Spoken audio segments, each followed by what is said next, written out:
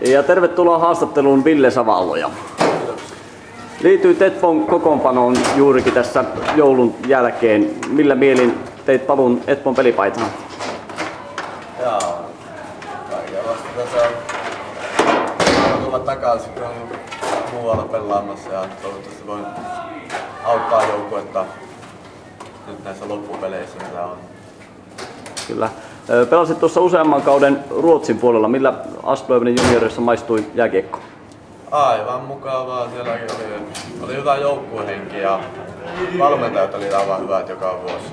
Mutta sitten organisaatio ei ollut niin hyvä. Nyt teet siis paluun Espon peliasuun. Sinulle varmaan löytyy tästä joukkueesta tuttuja pelikavereita.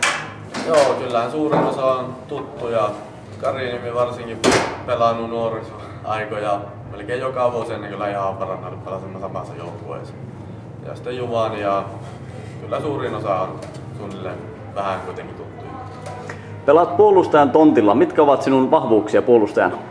No kiekon kanssa aika varma ja pistän helppoja syöttöjä ja en lähde itse liikaa kukkailemaan, vaikka sitäkin pystyy tekemään. Olet aikaisemminkin pelannut tätä Suomen kakkosdivisioonaa. Olet varmaan seurannut tälläkin kaudella näitä kakkosdivisioonan pelejä. Miltä kakkosdivisioonan kiekko näyttää?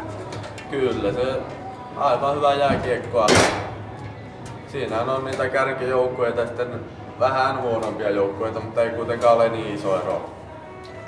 Tänään vastassa on Limingan Kiekkokarhut, joka on siis kärkikamppailu Espon ja Kiekkokarhujen kesken. Minkälaista ottelua odotat? Tiukka kamppailu aivan loppuun asti. Ja... No. Onko vielä terveisiä kotiväelle ja kannustusjoukoille, joita haluaisit lähetellä? No ei oikeastaan sen kummempia. Tulkaa katsomaan varsinkin kotipelejä aina kun on.